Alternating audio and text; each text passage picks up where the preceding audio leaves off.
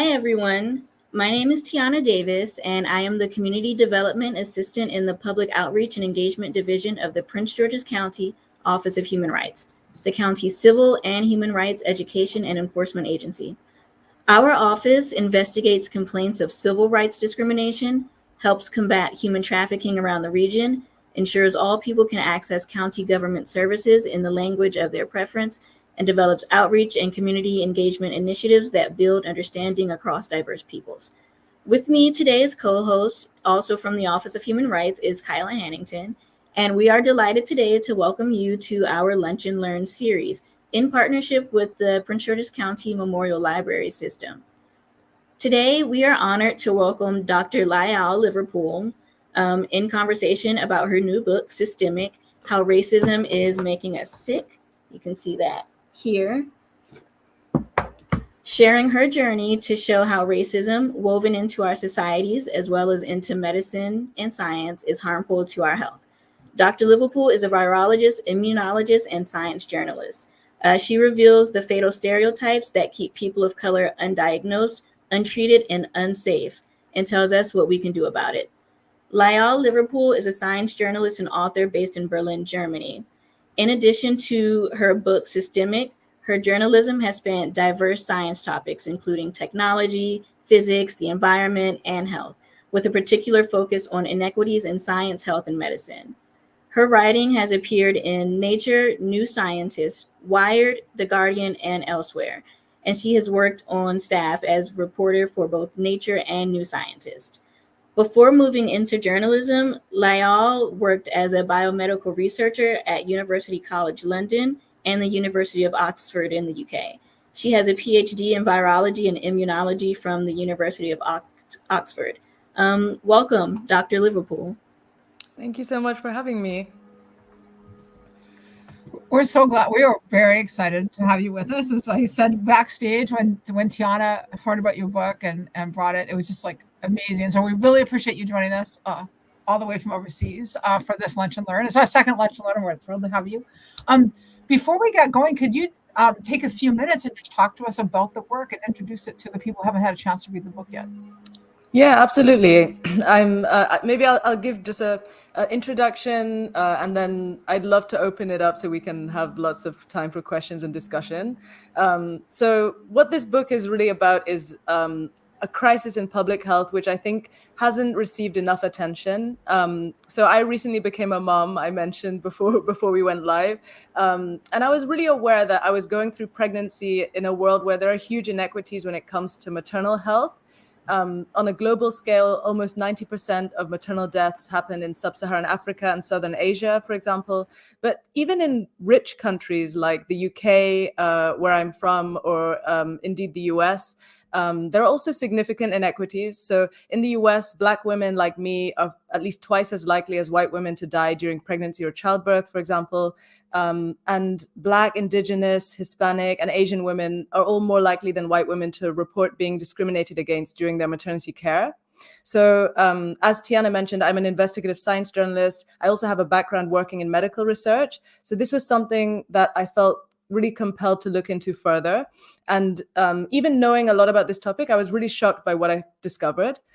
So my new book, Systemic, is the result of my findings. In the book, I show that in countries around the world, people belonging to marginalized racial and ethnic groups have far worse health outcomes. And it's not just during maternity, but it's in infectious diseases, as we all saw during the COVID-19 pandemic, for example, but also in cardiovascular disease, so heart disease, stroke, cancer, and also mental health conditions.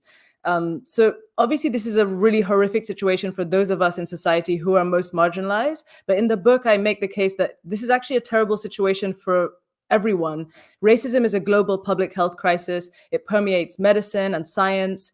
It makes our healthcare systems deeply unfair, but also inefficient. You know, it wastes time, money, resources. And also it makes medical research less effective for everyone. So I wanted to share just some example from my own experience. I actually mentioned this also at the start of the book, but as a teenager, I had a skin problem which took years to get diagnosed. And it was only as an adult when I moved to the UK from the Netherlands, where I grew up, that eventually I saw a doctor who happened to have brown skin similar to mine. And he's the one who told me that what I was experiencing was eczema, which is obviously a really common skin condition. And he suspected that the doctors I'd seen up to that point had failed to correctly diagnose me because they weren't trained to recognize how eczema can appear on darker brown skin like mine. So I didn't fully appreciate the scale of the problem at that time, but as I was researching the book, I got to know a young Black woman named Kanayo, who almost died, actually, because, again, of what she believes was a failure of healthcare workers to recognize signs of what turned out to be a really serious condition on her darker skin. So Kanayo was experiencing a life-threatening condition called Stevens-Johnson syndrome, but she was turned away from the emergency room twice until eventually she collapsed on her third visit and she had to be resuscitated. Kanayo lives in London, so in the UK, but in researching the book, I discovered a medical case report from the US about a Black woman who had an almost identical experience to Kanayo. It was really chilling to see how similar that was. Again, healthcare workers struggled to diagnose her with the same condition. And this is the point where I started to reflect on my experience with eczema. And I realized that this is part of a much wider problem, throughout medicine. And it's something that can really endanger people's lives. So in my case, eczema isn't life-threatening, but in some cases, people are dying because of this. And there is data that backs this up. So, research from the US, for example, has shown that 75% of the images in widely used medical textbooks showcase health conditions on lighter skin tones. Just 5% show how those conditions look on darker skin. And I think something that for me was even more shocking is there was an international survey of users of a medical teaching platform. So these are, medical professionals all around the world. And it found that only 5% of those, medical professionals said that they felt confident diagnosing health conditions across a wide range of skin tones. Even in South Africa, which has a majority Black population, there are similar biases in medical education. So I found that, really shocking to realize just how widespread the problem is. I think there are a lot of discussions about this in the US context. But this is really a global problem. And actually, because of the influence of Western medicine around the world, things that happen in the US can actually have a big impact in other countries as well. So the problem's global, and it's really a systemic problem. This isn't about, one or two doctors being racist. It's really about an entire system of medical education and guidelines that I think needs to be changed. So just to take another example, for years, lung function tests have been adjusted for race based on this assumption that Black people's lungs essentially work differently from white people or other people's lungs. And that's an idea that can be traced back to a physician and slaveholder in the US in the 1800s. His name was Samuel Cartwright. And he had this idea that Black people's lungs were weaker, and so they benefited from being enslaved. This is really shocking, but this is something that had persisted in medical practice, to this day. The American Thoracic Society and the European Respiratory Society only changed their recommendations on this last year, so in 2023. And at the time, they acknowledged that race is a social construct. It doesn't have a basis in biology. And they recommended against the use of race adjustment in lung function tests. But this is just one example of something, a sort of wider thing, which is referred to as race-based medicine. So it's a practice where patients' race is being used to interpret medical test results or guide decisions about treatment. And generally, there are these racist myths and stereotypes in medicine, like the idea that, for example, Black people are less sensitive to pain. This is really pervasive, and it can be very harmful, even when it's not embedded into explicit guidelines. There's evidence, for example, from the US that Black patients are 40% less likely than white patients to be given pain relief in US emergency rooms. But racism and biases in healthcare or in medicine are a huge problem, but they're only one part of a kind of much bigger picture of the way that racism affects our health. So in the book, I also examine research showing how racism in daily life can contribute to stress, which can increase the risk of all sorts of health conditions, including cardiovascular disease, but also cancer and mental health conditions. And I think it's really important that we remember that health isn't something that begins when you step into the doctor's office or end up, in the emergency room in the worst case. Health is, when you wake up in the morning, what do you eat for breakfast? Where do you live? What kind of air are you breathing? All of these things have a profound impact on our health. And unfortunately, because of historical and also ongoing, racism and discrimination, there are inequities in terms of who has access to the kind of resources that we need to live a healthy life, to access healthy living. In the UK, people of color are more likely to live in a very polluted area. They're also more likely to be admitted to hospital with asthma. So those things are clearly connected, the environment and our health. But in the US too, Black and Hispanic people, they actually contribute less to the production of air pollution, but are more likely to be exposed to it and also experience higher rates of asthma as a result of that. So there's plenty of evidence that the neighborhood where you live is a massive predictor of your health. And in the US, that's very much connected to a history of racism with a strong association between your race, where you can afford to live in the first place. So systemic racism in society and in our day-to-day lives is also a huge driver of health inequity. And in researching and writing the book, I did realize that there are also a lot of reasons for hope. I think hearing some of these statistics and facts can feel really overwhelming, but I really want to emphasize that there's a lot of things that we can do to tackle these problems. Just by recognizing that racism is behind so much unfairness in health, it means we can begin to address the problem. And there are many brilliant people and organizations around the world who are really sounding the alarm and making positive changes. So I track a lot of them in Systemic. I think they're showing us that the problem isn't impossible to fix. For example, we can teach doctors, healthcare workers to recognize conditions on diverse skin tones, because skin is so often an early warning system for illness. So I think it's really important. We can also remove racial bias from clinical algorithms, making findings that can be applicable for everyone. And we can be empowered also to take control of our health journeys. And I think this applies to all of us, whatever our background. We can demand fair treatment. And beyond that, I think we can support campaigns for clean air, clean water, clean environment, healthcare that's free from discrimination. I think if we can tackle racism in society, but also, of course, in healthcare and in science, all of us are going to be hopefully healthier, but also happier. I think this is something we should all be, getting behind. I'm really passionate about that. So yeah, I'll stop there. I'm happy to, open for discussion if people have questions. Thank you so much. So this topic was really interesting to me. My first degree when I was in college was in psychology. And I remember a text that I had to read was called Even the Rat Was White, which, it was similar to this, but it focused more on psychology than in medicine, but it was all the same. And I think the book was originally published in the 70s. So like, what do you think it will take? And I guess we'll get into this more, but what do you think it will take for society as a whole to just really reach a turning point? Because if people have been taking note of, medical racism or systemic racism for that matter, for decades at this point, what does it take for that change to come? I think that's a great question. And I think you're so right to point out that people have been talking about this for decades. That's something that I try to emphasize a lot, that this isn't new. A lot of people, and often people of color, have been the ones, within medicine, within science, but also just activists, campaigners, raising awareness about these issues. I think many people would say they're not surprised to hear that racism is bad for our health. It's like we knew this.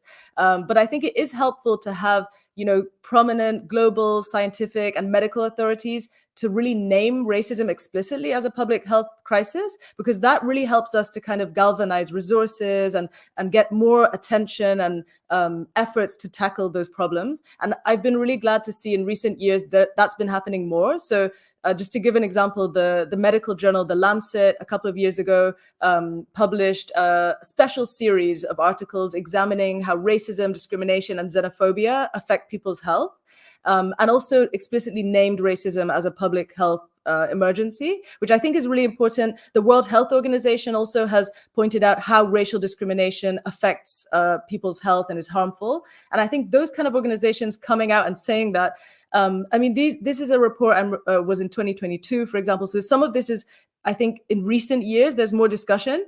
Obviously, it could have been better that this happened a long time ago, but I think better late than never. I welcome these kind of conversations, but I do think we can build on that and now do more. I think also to give maybe a US example, the CDC also recognizes, the health harms of racism. So those organizations play a role because I think they help set the agenda in terms of health policy and what we can do. But also just all of us. I think in writing the book, I really wanted also to reach just everyone, because as I said, racism affects us in our daily lives. In the book, I also talk about colorism, how that affects our health. And this is something that operates, within families, within communities. It's how do we interact with our friends, neighbors? Are these interactions causing stress? Is that affecting people's health? I think the evidence is really showing that racism is harmful in that way. So I think increasing that awareness is also really important. That's great. There's so much I want to talk about, but we have some wonderful comments and we already have a question from a viewer. So I'm just going to share a comment first from Denise, who says that she's a special educator at H.D. Woodson, which is a Title I or impoverished school. Our school provides healthy meals, breakfast, lunch, and dinner to give attention to the nutritional aspect of learning.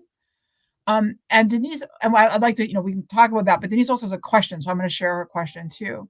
And her question is, what do you think about Black folks seeking medical or health advice from certified herbalists rather than medical doctors?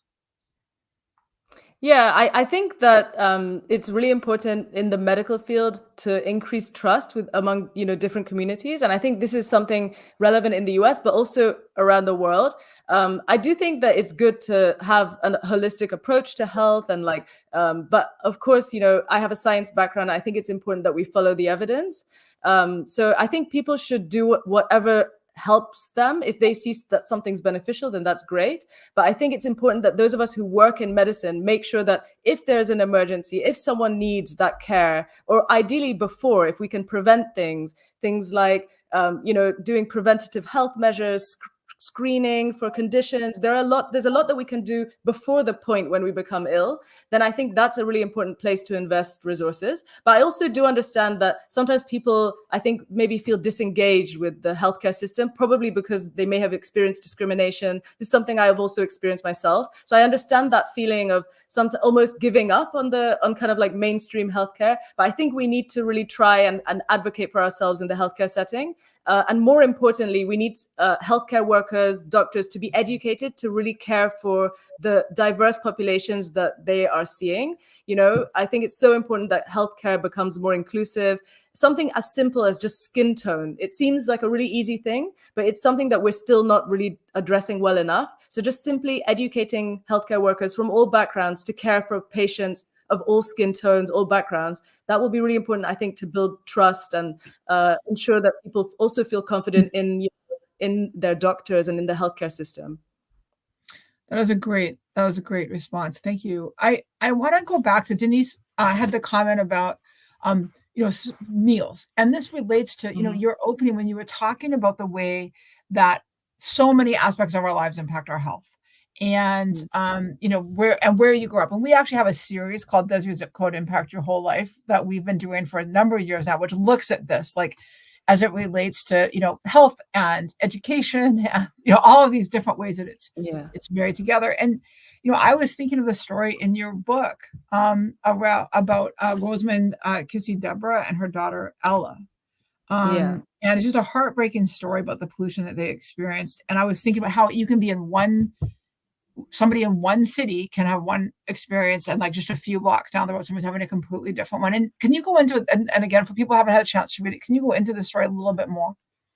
Yeah, absolutely. I think you said it perfectly, that how your zip code affects your health, and where you live is a huge determinant of health. And also, as I mentioned before, it really overlaps with race. This is something you can't ignore, the kind of history of racism, and particularly in the US, segregation and how that's influenced where people live, or where people have not been able to live historically. And that really persists until today. And in the UK too, there are inequalities, and we see that.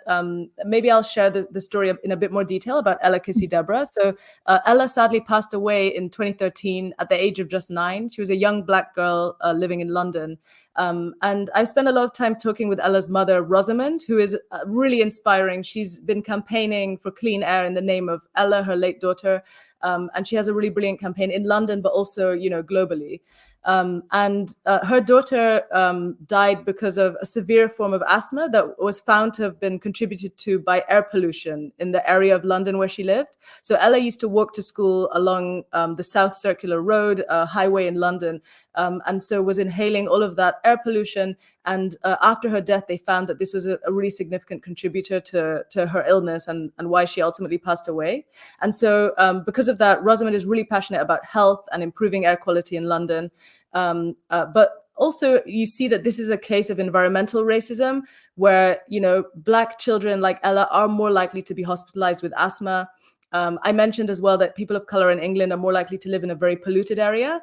But these kind of inequalities are mirrored in the US too. So we see that Black and Hispanic people are more likely to be exposed to air pollution, but also there are higher rates of asthma affecting those communities as well. So that overlap is very clear. And the environment where we live just has a huge impact on our health. Like you also meant, I think in an earlier point, we were talking about food, right? Poverty and food. So this is a huge thing too, what we eat. This is a really, really big determinant of our health. And again, there are inequalities. We see that in the US, for example, Black people are more likely to live in food deserts where, there's not access to healthy, fresh food, or even food swamps is another term that's been used to kind of refer to areas where unhealthy food options are kind of dominant over healthy ones.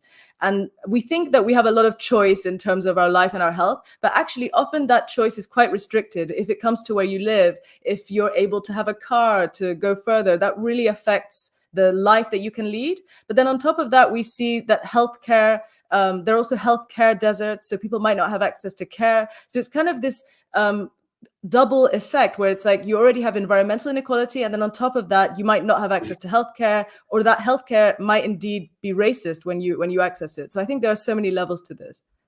You just talked about something. I had a question I wanted to talk about, or to have you talk more about. You talked about access to healthcare, and one of the things that you talk about in your book is the closing of maternity wards, or the access or limited access to maternity wards for in Black neighborhoods. And so we have done, again, something else that we're looking at, and we have one of our lunch and learns coming up is about advocating for Black maternal health. But for me, when I was reading this and thinking about the access or the limited access, can you talk what's happening and what you're seeing happening in these neighborhoods? Yeah, absolutely. You do see that in addition to kind of the environmental inequalities that I talked about, that access to healthcare is unequal. So we have increased closures of maternity wards in Black neighborhoods, research has shown in the US, for example. But also there are inequalities even when there are hospitals or there is care, the quality of that care may not be equal. So there was research showing that, in so-called high Black serving hospitals, so hospitals that serve predominantly Black populations, were performing worse in measures of obstetric care quality and patient safety, for example. So that means that even when you're accessing care, the quality of that care might not be the same. And there's also evidence that when we see patients who seek care in research active institutions, so places where they're doing clinical trials and research, tend to have better health outcomes, probably because of that proximity to research and that kind of cutting edge medicine. And again, we see that, people of color have less access to those because they tend not to live close to those hospitals or those institutions. So there are a lot of ways in which where we live, but also our race can affect our ability to access healthcare or even participate in medical studies, which is a whole other area.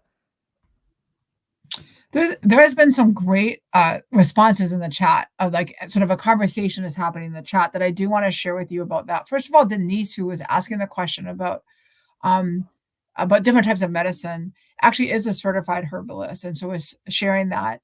And then Shanice has made a couple comments. First of all, she has this experience of washing her hands at a public restroom, which can be so disheartening because her hands are not always recognized by the sensors. And she's saying that we need to look more at including different tones in research for these types of products as well.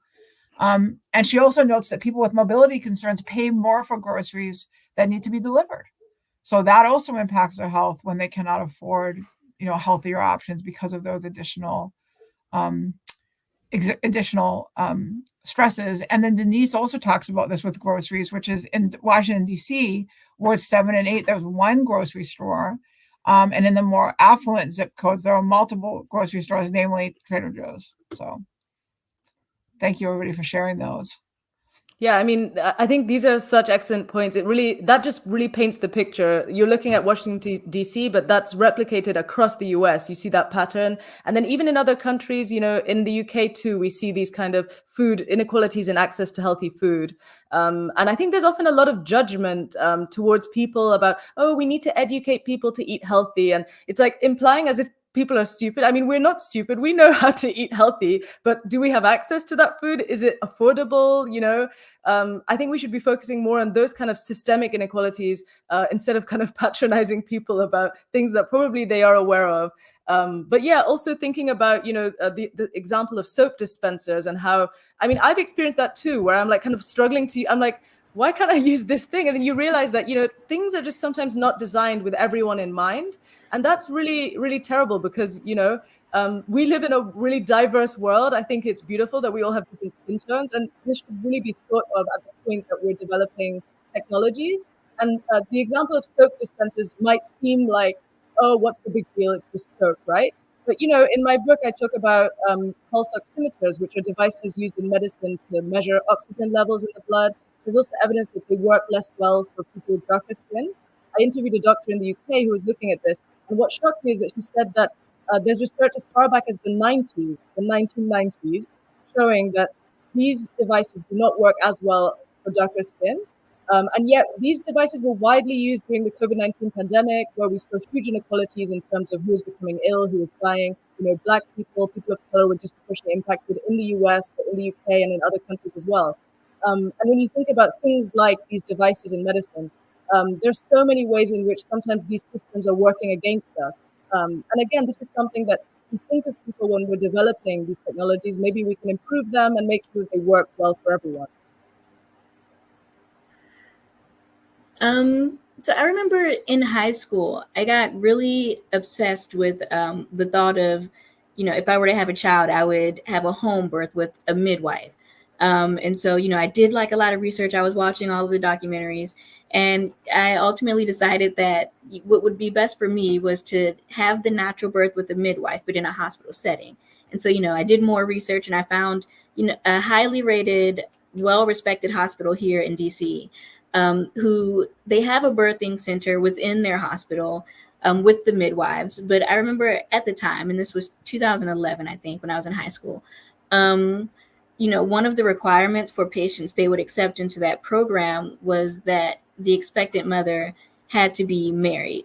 And I don't remember, if they specified you had to be married to a man, but it was just you had to be married, right? And so that cuts out a huge chunk of people who can take advantage of that particular program with the midwives.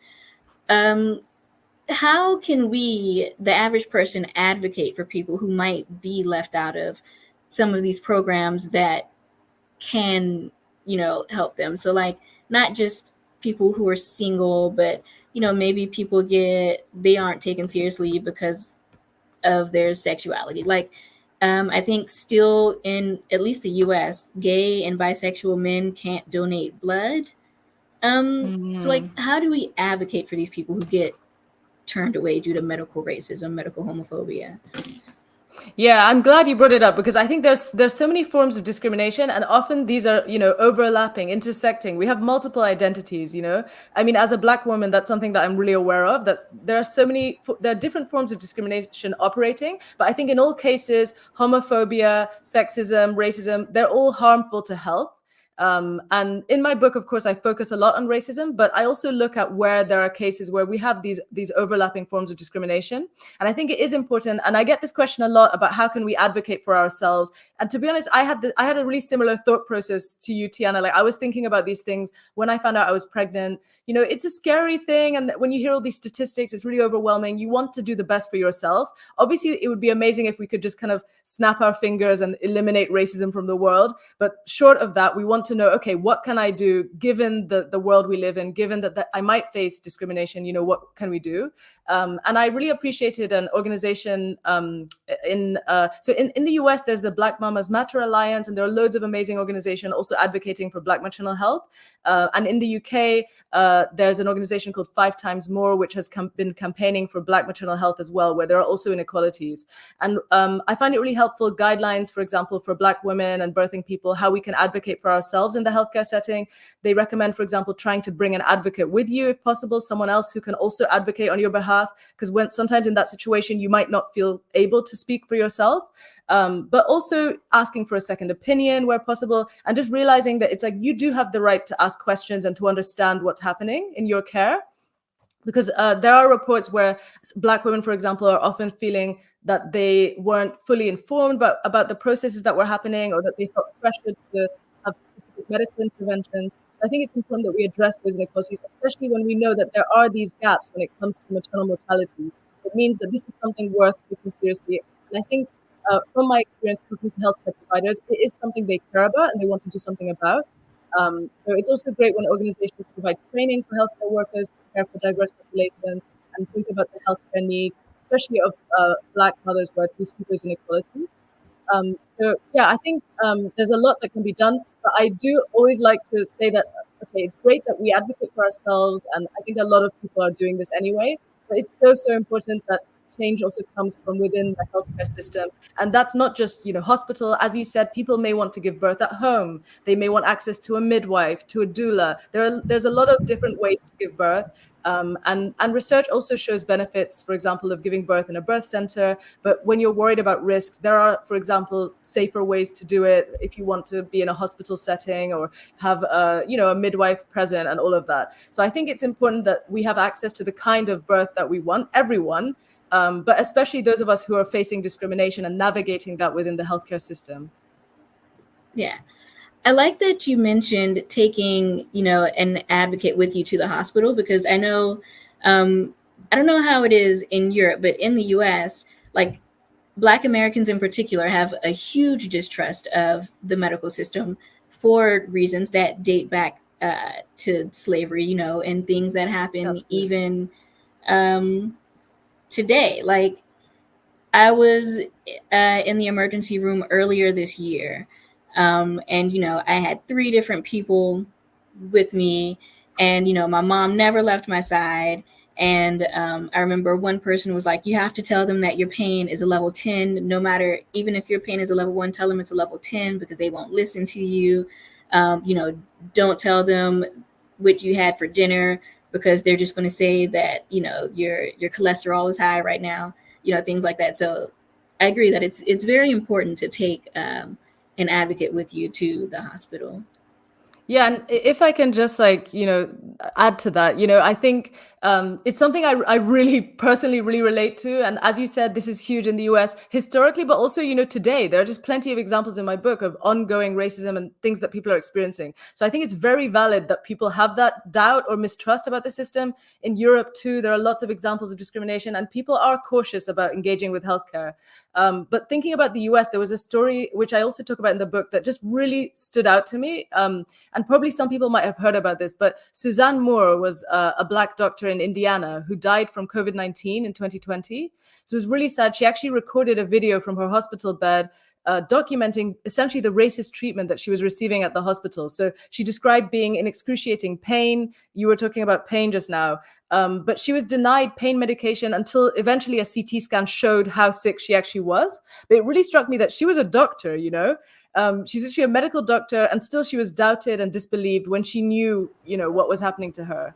And in the video, she says that, this is how Black people get killed. And it's just harrowing to watch it now, knowing that, ultimately she didn't survive.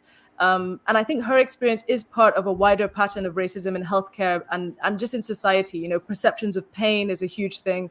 There was a 2016 study that found that about half of white medical students and residents in a survey in the US, they endorsed false beliefs about differences in pain tolerance between Black and white people, like this idea that Black people have thicker skin or less sensitive nerve endings compared to white people. It sounds absurd, but these are real stereotypes that persist. And when those medical students and residents were asked to kind of assess patients in a fictional scenario, they insisted that Black people, felt less pain. This really translates to differences in treatment. I think earlier I mentioned about, pain being untreated in emergency rooms, often for people of color. But yeah, I would like to emphasize that obviously these ideas are false. They're pseudoscientific. We feel pain just like anyone else. But some of those ideas can be traced back to an era when Black people were enslaved. And there was, of course, that incentive for white doctors and scientists to kind of justify the oppression of Black people. I think it's important that we really remember the context and just question things within those of us in the medical field, especially, but just in general. When you hear things like that, maybe just question it and think, does that really make sense? Or, are we just humans and we all feel pain, Yeah, it's funny, not funny, but you mentioned the doctor in Indiana, but in your book there was another doctor who she was having a heart attack. She recognized she was having a heart attack. She tried to talk the EMTs through like her symptoms and how to help her through this heart attack, and they sort of dismissed her and they took her to the hospital, and she tried to say, hey, this is a heart attack, can you take me to the heart specialist? And they dismissed her for, was it 14 hours? And then she gets to the heart specialist and she still didn't receive treatment for another like 6 or so hours. So like, I guess my question is, even like if even a doctor can't be taken seriously, what hope is there for like the regular folk? Like, what can we do? And I should really emphasize that, so because I have a PhD, I have a kind of doctor title as well. I'm not a medical doctor, I should say, but the other kind of doctor. But sometimes in Germany, when I'm seeking healthcare, because in Germany they have a system where your title is on your like insurance card. So sometimes when I get to the health setting, the doctors will say, "Oh, are you a medical doctor?" And you can see that they're almost like, "Oh, does she know about this?" And when I say, "Oh, I have a PhD," blah blah blah. But it got me thinking that sometimes I know there, especially Black women, might feel the need to emphasize that, oh, I have a PhD or I have a medical degree, or like my mother is a pharmacist, and she used to always, like when she took us to the doctor as kids, she'd be like, I'm a pharmacist, I know this stuff. Like she would emphasize and really advocate for us. And we used to kind of laugh about it. But now in hindsight, I think maybe she was just really trying to protect us, that she felt the need to kind of assert her qualifications in order to get good treatment. And I think that's really sad. Like, I understand that why a lot of Black people of color feel the need to do that, but I think it's terrible because we all deserve health, right? We all deserve access to good quality care. You should not need to have a medical degree or a PhD or whatever in order to access healthcare. This should be for everyone. And if you don't understand something in the healthcare setting, you have the right to ask questions, to have things explained to you. And I think it's important that we pass that message. And I have had really good experiences talking to people, medical students, but also doctors, people working in healthcare who really care and they really want to listen to patients and learn. So I think it's good, and we should really encourage that. That should be something that's really important. Just taking that extra time, and especially thinking about how racism affects your patients as well. Not only in the healthcare setting, but just in their daily lives, having that understanding. I think that's part of the kind of holistic healthcare that I was also talking about before. As you were talking about I don't even know the word, because the misinformation doesn't seem to be the accurate word, but the wrongness in medical perspectives, like as it relates to Black people feeling pain or lungs. There was one, I wrote down where there was a doctor who said that, hold on, I want to make sure that I get this right, but essentially that wealthy white women were like, their brains were more civilized than the brains of poor white women or Black women. And we could go down that, but I wanted to focus on this thing that was completely stunning to me, which was about the EGFR scoring with kidney, like the kidney GFR scoring. So it's basically that there was a different standard, if I understand this correctly, there was a different standard for what constitutes a low EGFR score between white and Black patients. So that means that Black patients are not getting care for kidney problems as early as white patients, which means they experience greater damage to their kidneys, but they are also not deemed eligible for transplants as early as white patients. So as I read this section, I also thought, I took it to the next step, which that also means that there is less competition for the available kidneys. And it felt nefarious to me, like it wasn't accidental, like we're kind of keeping the available kidneys to ourselves. And can you talk through this? Mm-hmm.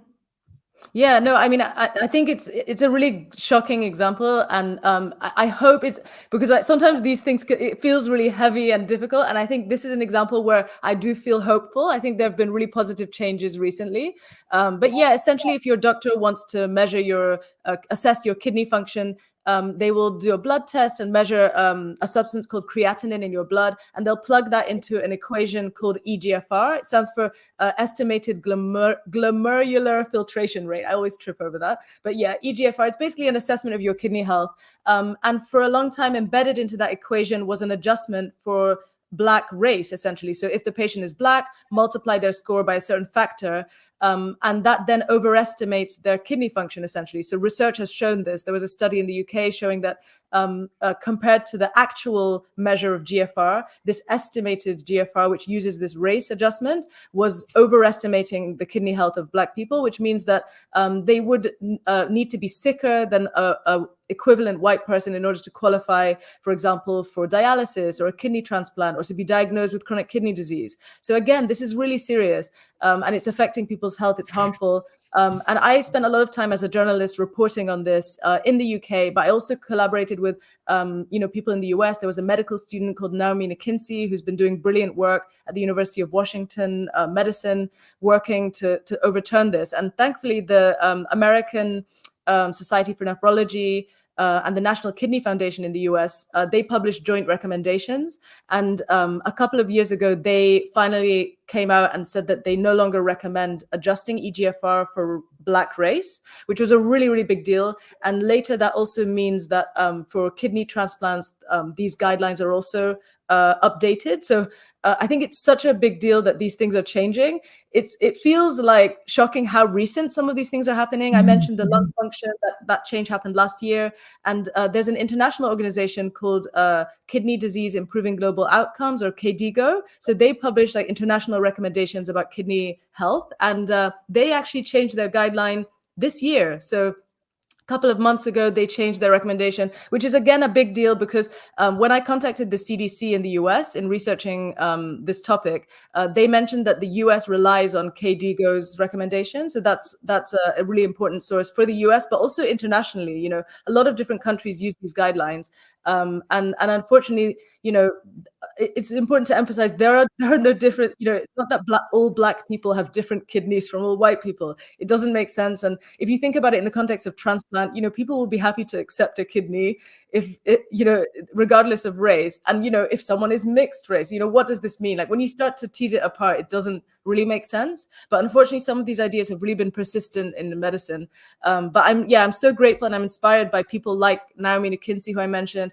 There are also doctors, Vanessa Grubbs, for example, in the US, or Amaka Nyanya, who've been really working to highlight this issue in the context of kidney disease, but also across medicine. So I think it's great that individual fields of medicine are changing their guidelines and recognizing this issue. But it will be great if we can see a more systematic reckoning across medicine as a whole to really reflect on some of these stereotypes and assumptions and just question them, because often they have really problematic origins. We know about this history in the US with slavery and all these horrible things that have happened. And I think we should just be a little bit more skeptical about some of these assumptions. Mm-hmm, mm-hmm. Yeah, as I said, that part, the whole book, the book is amazing. Everybody watching at home, like, please get your hands on a copy. Our friends at the library have an ebook for you. There's a link in the chat, and they're getting hard copies in, but you can also get it from your favorite independent bookstore or wherever you like to get books. It is really, really good. But as I was reading it, there was so much that I was like, I guess sadly, not shocked by. And then there was other parts, like this part with the kidney thing, where I really was like, you have got to be kidding me. Because I think there was a quote in there where there's like 30,000 people in the US should have been eligible for kidneys who were denied that. And it's just like, it's absolutely horrifying. And I love the fact that you have hope about that and you shared hope. And that was one of the things in the book that I really did like, is that in the conclusion, there was a lot of hope there too. And I want to come back to hope, but I'm going to ask a viewer a question first. There's a viewer who wants to know, how can we recognize and work to correct racial bias in an era of so much disinformation? So resources that like non-medical professionals can trust and understand. Yeah, I'm so glad someone mentioned that, because I think often when it comes to, especially also issues of racism, and people want to inform themselves. Like, I've talked to a lot of people working in healthcare, for example, who want to learn more, but they're like, we don't. Where's the information? And I mean, I think there's a huge amount of information out there actually on this topic. And as I said, I am not the first person to raise these issues. There are many brilliant people. A lot of them are people belonging to marginalized groups themselves who have been advocating for this in medicine, but also just in society, talking about colorism, how that affects health, racism-related stress, trauma, how this affects us, and how that affects our biology. But yeah, I think it's really important that we listen to those people who are already providing information. But I do also understand that we live in an age where we almost have too much information, and sometimes it can be hard to find the right information or the quality information that we need. So I think sometimes people will say, oh, why don't you just Google it? It's all available. But actually, I think that's unfair, because sometimes it's just overwhelming. There's so much information. How do we know what's right? And this is something that also motivated me to write the book. I really wanted to kind of put all of this information in one place in a kind of guide that I hope people can use as a resource. So at the end of the book, I have a section called advocacy groups and resources. There are organizations. It's just a list of organizations mentioned in the book who are working to tackle these problems. And many of them have existed for a long time. So I really hope people can also use the book as a kind of resource. People might want to go to a specific section that is relevant to their life, or their loved one might be experiencing something, and then they can look that up. Or people in healthcare might want to look at a particular section of medicine and see what is the latest research, what can we do to address this. So I have tried to provide that with the book. But there are also people, maybe not everyone wants to read books. I understand also we don't have time. And so I think it's also helpful, like even on social media, there can be good information. There's a TikToker based in the US who I absolutely love. His name is Joel Burville. He's a Ghanaian American who, I think he calls himself the medical mythbuster, but he makes really great short videos talking about racism in medicine, but also how to recognize conditions on diverse skin tones, because it's not just doctors who need to learn how to recognize conditions. All of us, we're in an era where, people joke and say like Dr. Google, but I think we are in a time where if you experience something, you might want to look it up and try and figure out for yourself what's going on. And when I open Google, for example, and I typed eczema, I see that sometimes many of the images show how conditions look on lighter skin. So again, there's that bias even in technology. So I think that having these kinds of resources available, not just maybe in a book form, but also like on social media. There's also a really great platform called Race and Health, and there's a podcast called Race and Health where they also discuss these issues, but in a general way. And yeah, with the book, I also I deliberately tried to avoid really technical language, and I tried to keep it general, keep it accessible, because I think this is not an issue only for some elite group of scientists. This is something that affects all of us, and I think many people have experienced racism in healthcare. I'm receiving a lot of messages. People are telling me that the book has really validated them, because it's like we experience things, but sometimes we're kind of gaslit. So it's like, oh, was that really? Oh, maybe that doctor was having a bad day, this and that. Whereas I've really been able to document multiple examples, but also back them up with evidence, with scientific studies, and show that this is a real problem. And thankfully, it's something we can do something about. And look, there are all these brilliant people who are working on that, and we can support them. So yeah, so that's my message from on information, misinformation. That's great. Thank you very much. Tiana, do you want to take a question? Do you want me to go? I can go. So like med school students are just now starting to have access to illustrations of how certain illnesses or diseases present on Black and brown skin tones, right? And I think amputees are just now starting to get prosthetics in a wider range of colors. What are some other things that maybe specifically medical students or medical professionals or uh, people with PhDs in the sciences can do to sort of help uh, fight the medical racism that is global? Yeah, I actually think if you are working in the medical field or indeed in medical research, I think we have a huge responsibility to tackle these problems, and that's why I really frame racism as a public health crisis. I don't use that word lightly, crisis. I mean it, because it's like, if this was any other kind of disease or condition, I think we would all be really worried about the amount of suffering and pain and even death that racism causes in the context of health, but also just in society. So I think that it's really important that we recognize that. Yeah, I think that there is a lot that we can do. There's a medical student in London called Maloney Mukwende who's doing incredible work. He developed a handbook of clinical signs on Black and brown skin. It's called Mind the Gap, and it's freely available online. So that's another example of like resources that people can look at. He has a website called blackandbrownskin.co.uk, which is really helpful because it's not just for those in healthcare. It's like for all of us. We can look up what does a condition look like on my skin tone, trying to make up, I guess, for that shortfall of information. So I think it's great that there are people within medicine who are doing this work. But what I have noticed is that a lot of the people are medical students. I've mentioned a couple of medical students so far, and I think that's brilliant. I'm so happy because that's the future generation of doctors. But I would love to also see more from, really senior doctors and people at the top, because I think in organizations, often you need to have that systemic change coming from higher up. And there are, of course, doctors who are passionate about this, but I think perhaps medical students also maybe being younger, being more open-minded, more skeptical of race as a concept. I've seen a lot happening at that level as well. So I just love to see this across medicine. And I'm glad you mentioned science as well, because in medical research, there are also biases. Almost 80% of participants in genetic studies, for example, are of recent European descent, just 2% are of recent African descent. So we see inequalities in terms of who is included in medical research. Clinical trials are also overwhelmingly white. And I think this is a problem because it's a justice issue. Having access to medical research, there's evidence that is beneficial to patients. And you can imagine that if you're maybe, terminally ill and you want to have access to a new treatment, that means that people of color are then less likely to have access to those clinical trials that could help them. So I think it's so important that we also tackle those issues in science. Science in some ways is kind of upstream of medicine because we do the research that informs, medical practice. So I think we need to be thinking about these issues too, because what we do will absolutely translate into medicine and affect people's lives. So no, I think this is, at all levels we can play a role, but particularly those of us who work in healthcare can really just think about how racism affects people, how it affects their health, and what we can do to address it.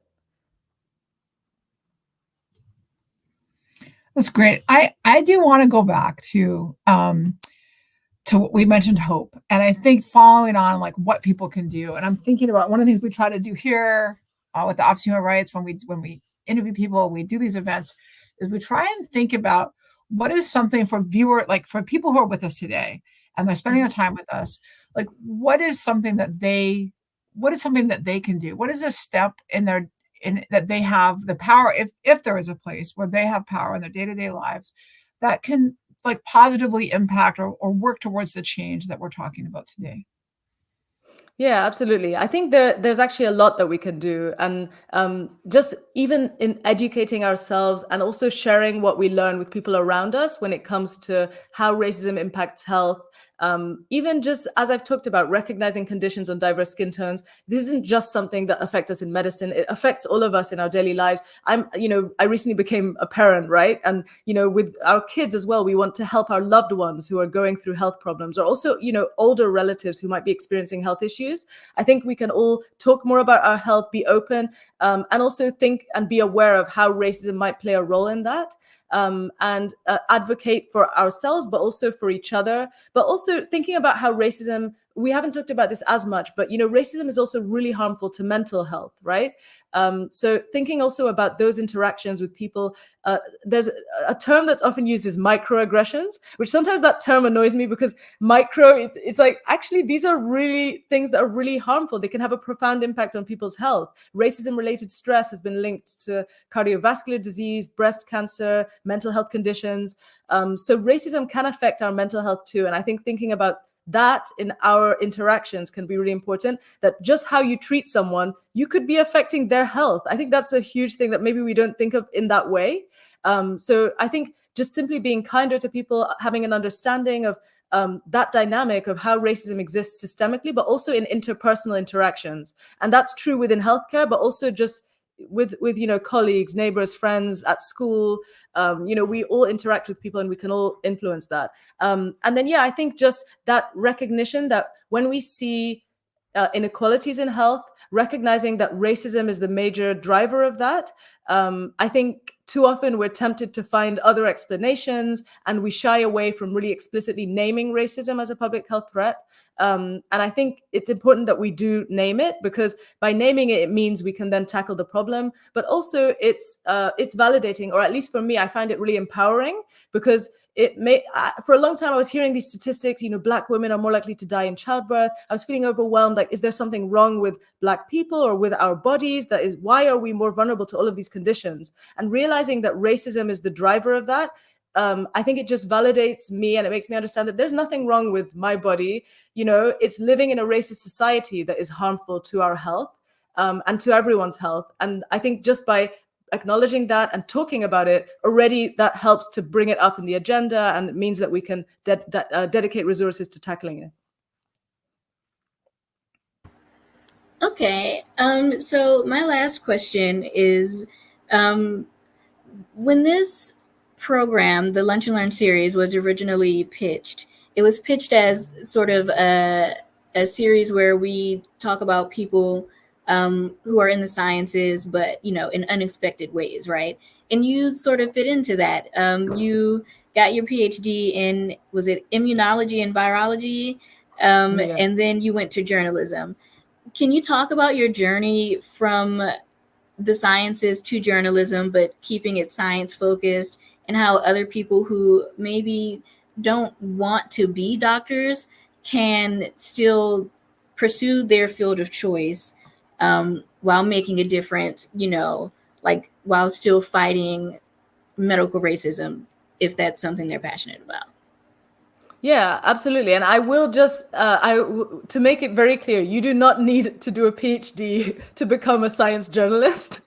That has been my path, but I always make that clear, because I think there are enough barriers in terms of getting into journalism, and we would love to see more journalists from diverse backgrounds. And I think anyone can, if you can write, if you're passionate about these issues, if you want to see change in the world, you can get into a career in journalism. And I think science journalism is really powerful, because we're using science, we're using evidence to then question things such as these guidelines in medical practice, which I was questioning in terms of kidney function. That's one example. Mm-hmm. And it's something where my reporting, eventually there were changes in medical guidelines in the UK and then later in the US. And I think it's really empowering and powerful as a journalist when you see that by reporting on these issues, that can get people to discuss things and question things and then change things. For me, my move into from science into journalism, it kind of started that as a scientist, I saw that in top positions in scientific research, there were not a lot of people who looked like me, to be honest. In Europe, but I think this is also true in the US. There are just not a lot of people of color, Black women, especially in senior research positions. And I was doing a lot of outreach work, especially in schools, because I thought it would be, I love working with kids as well, but I thought it would be cool that also kids can see that scientists also look something like me. And I really enjoyed that work. And it was through that I realized that I like talking about science. I also like writing. And I felt that I could have a really great impact doing that kind of work, and I enjoyed it. And then that's how eventually I did an internship at The Guardian on their science desk, writing science stories. And I was amazed how many more people were engaging with my science articles in The Guardian compared to, science articles that you publish in some academic journal that no one reads, to be honest. So of course that research is really important too, and it's important that we communicate within science. But I think it's also important to share science with the world. I think science is for everyone. This is how we live our lives. It's the world around us, the world within us, our bodies, biology. This is something that affects all of us. So I felt that I could play a role there. And then when COVID happened, having a virology background, there was so much misinformation, and I really wanted to kind of try and help to provide quality information to people, also inform people and hold authorities to account in addressing issues like inequalities with COVID. That's awesome. It has been so great to have you. And we have a million more questions. Like this hour has gone way, way, way too fast. We love the book. So for those people watching, you haven't had a chance to read it yet. If you hadn't, again, it's called Systemic: How Racism is Making Us Sick. The library does have ebooks available, and there's a link in the chat, but you can also visit pgcmls.info. You can get it from your favorite independent bookstore. We really recommend checking it out.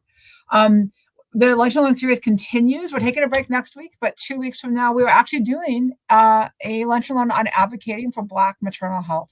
So 2 weeks from today at noon, please join us for that. You can see everything we have coming up at civilrights.mypgc.us. I just had a moment there. civilrights.mypgc.us. And also visit our friends at the library at pgcmls.info/events to see what they have coming up. I do want to thank Audrey Lau from the library, who is backstage running tech for us today. We really appreciate the partnership of the library. And Dr. Liverpool, we really, really appreciate you. This book was fantastic. And you joining us all the way from Germany and coming to be with us today has been wonderful. Thank you so much. It's really been great. Tiana, thank you. Everybody, good night. Goodbye. It's not nighttime.